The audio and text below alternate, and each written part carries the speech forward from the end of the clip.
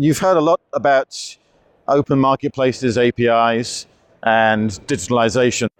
And it's not very often you find true implementations of the approach towards becoming a digital bank from a large traditional bank.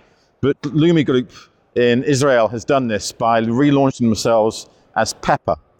And Rakefet Russak Aminoach, who's the CEO and president of Leumi Group, is here to tell us their story. Disrupt or be disrupted. Good morning, everybody. Thank you, Money 2020, for this opportunity to be here. It's very exciting for me to come from Israel and be part of this vibrant conference. It's no secret, especially not here in this forum, that the financial world is going through a very stormy period, perhaps the stormiest we have ever known.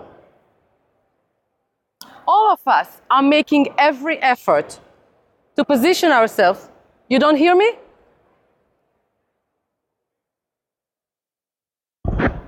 You do hear me? Should I start from the beginning? Okay. Now, it's okay?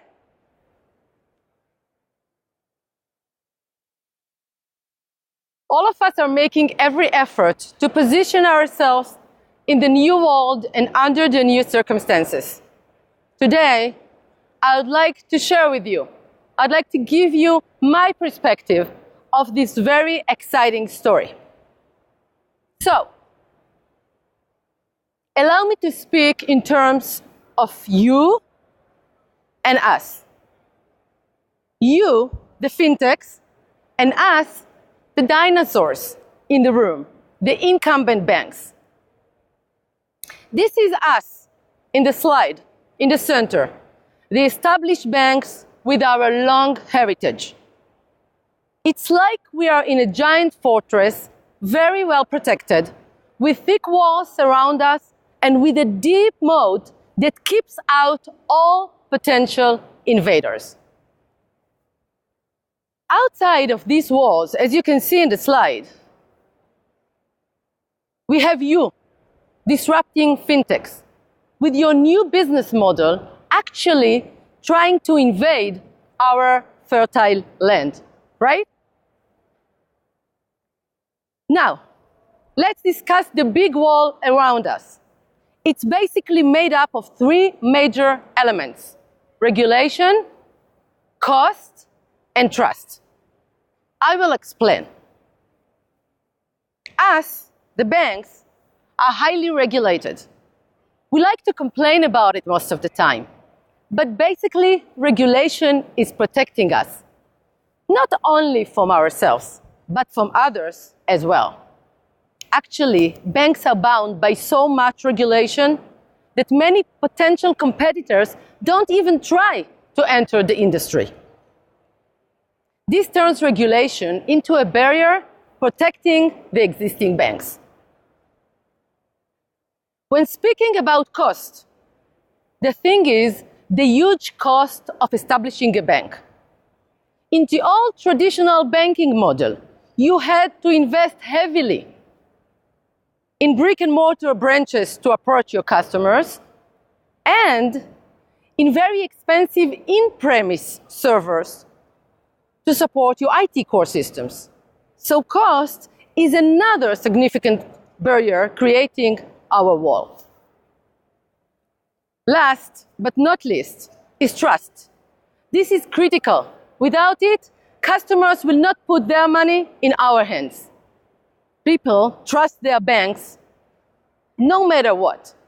See, banks may not be loved, but they are deeply trusted. Until recently, it seemed that we, the traditional banks, had a complete monopoly on customer trust. Now, the thing about these walls is that they are not solid anymore. The world is changing, and this is cracking the walls open. The main drivers to this are technology, which moves very fast, you all know that, and the new customer who has new needs and desires due to the rapid changes both in technology and in social environment. And even though it was almost a decade ago, we are still experiencing the 2008 shock waves of the financial crisis.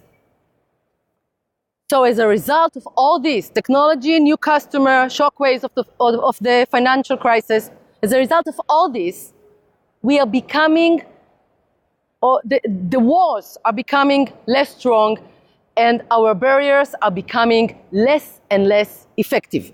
Let's look at that. Start with regulation as an example. Regulators used to think that huge banks are the most stable ones. But after the financial crisis of 2008, they realized that too big to fail was actually a bad thing. So nowadays, they're starting to change regulation to make it easier for new players and new technologies to enter our industry. Today, we can see regulators being open even to blockchain technology and its various applications. Therefore, regulation is becoming less of a barrier. Let's look at trust. Here we can see another case of how these walls are crumbling. A recent study shows that millennials would prefer to bank with Google or Amazon rather than with their own traditional banks. And also, we can see people trust currencies that are completely decentralized. This is a huge shift of the trust. This is the sound of the bricks falling off the wall. So, as you can see, the walls around banking city are not as strong as they used to be. The moat around us is filling up. And this means that soon enough, and way too soon for some of us banks, way too soon, you fintechs will be able to ride your way into banking city. Then, once inside, what will you find? You will find huge traditional banks that are a lot more vulnerable than you'd expect. From the outside, we look like a well-oiled machine. Yes, this is the slide. From the outside, we look like a well-oiled machine. Yes, we have smooth operations that have worked for years. Yes, we have endless products and services. And yes, we have huge, loyal, valuable customer base.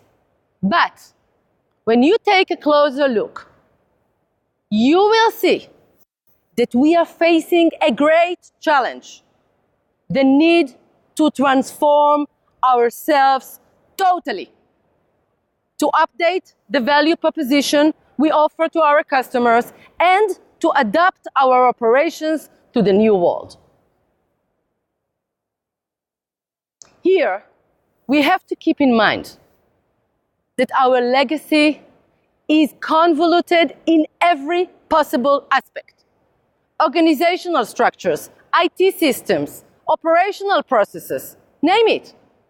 Complicated and convoluted. You may say, well, what's the problem? Fix it. And I'm telling you, the bank I manage is 115 years old. In the past 5 years, there hasn't been one unit we haven't changed, moved, or made redundant. And I'm telling you, every transformation, every change, and even every small step, each one of them was an earthquake in our conservative corporate culture. This culture, which we are built on, is a clear obstacle to transformation and innovation. Let's take a look. Our processes, very complicated processes that were built patch by patch. When coming to fix them, we ask our people, why do we do it this way? And the most common answer, and I hate this answer, is we have been doing it this way for years. Again, this goes back to our very conservative corporate culture. These days, it's critical for banks to undergo cultural change. And don't misunderstand, this is the toughest part of our job. Winning the hearts and minds of our people is our greatest mission. It is the key. Without it, no real transformation can ever take place.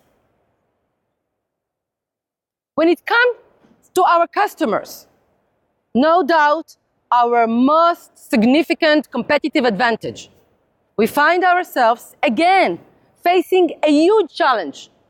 Our customers today are a lot more digital and they have a different set of expectations. That's why banks all over the world are updating their value proposition, making it a lot more digital, building new channels of digital banking.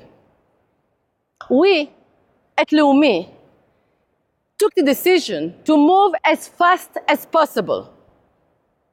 But you know, it's a moving target. What was cutting edge yesterday is industry standard today. So we are investing heavily to stay ahead of the game. Today, we are clear leaders in our market in digital banking. One of the main challenges is that each customer has his or her own digital potential. I will explain. I'll give you an example. My parents, the most digital they will ever be is to withdraw cash from the ATM rather than from a teller. But for my 17 and 20-year-old daughters, they will only go mobile. The thing is that most people need help, need assistance to reach their digital potential. And we, in Leumi, see it as our duty to help them cross the digital bridge, to help them fulfill their digital potential.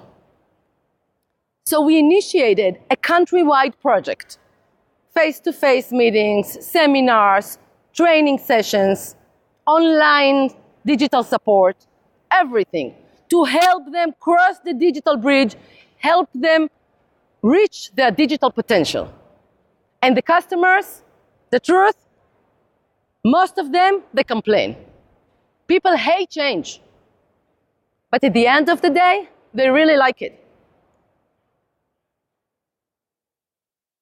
However, it's clear that this training project is not relevant for everybody. There is a big chunk of our customers, like my daughters, that are actually moving much faster than us. When we look at them, we find our value proposition totally outdated, even irrelevant. If you believe, like I do, that the walls are crumbling and that disruption is coming to the banking industry, then updating the value proposition by making banking more digitalized is simply not enough. Facing disruption requires so much more. Talking about disruption, I like Professor Clayton Christensen's definition of disruption. It goes something like this. You can see it in the slide. As incumbents focus on improving their products and services, they overshoot the needs of low-end segments, leaving an opening for entrants from below. When mainstream customers start adapting the entrants' offerings in volume, disruption has occurred. This is Pepper for us. Pepper is a mobile-only digital bank with a unique UX targeting millennials. It was built purely for mobile use, all the way from an 8-minute onboarding done from your living room at 2 a.m., right up to taking a loan or making a deposit in no more than 2-3 clicks. And it speaks your language, not banking language. Let's take a quick look. If you want to create next-generation banking, start by getting to know next-generation people. So, nice to meet you. We're that next generation. A generation that works hard for every penny and does everything on the go. And no offense, but banks really aren't the first thing on our minds. So why introduce us to yet another bank? Meet Pepper, a technology startup that just happens to provide perfect banking. Pepper is 100% mobile, with no branches and no checking account fees, providing services from real-life bankers around the clock. So what's the Pepper experience like? Smart technology and a personal news feed. Real-time notifications for everything that happens with your money. Expense summaries, articles, smart account management tips, and much more. And of course, full account management. A checking account, a credit card, checks, loans, and the best savings rates on the market. All in plain words, with no sneaky disclaimers. This is banking for the next generation. Because after all, it's your money, your life, your Pepper. Say hello to Pepper.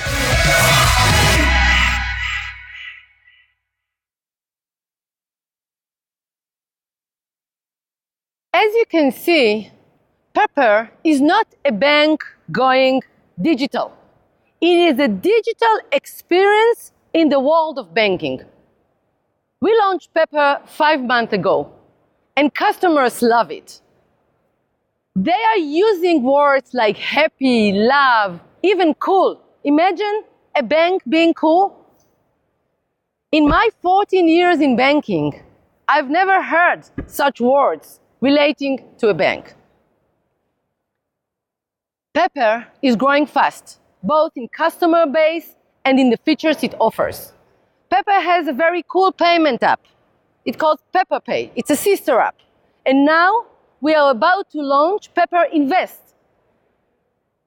Pepper Invest is a super simple and intuitive app that allows the everyday saver, the millennials, to take part in the capital market. And what's next for Pepper? Well, we are going to take it global. This morning, we announced our collaboration with Temenos and VMware to go global. So, we are fast entering a time when disrupt or be disrupted will be the order of the day for every business. It's incredibly exciting. This is the essence of the spirit of my homeland, Israel, the country I love, also known as the startup nation, the country that has more startups per capita than any other country in the world.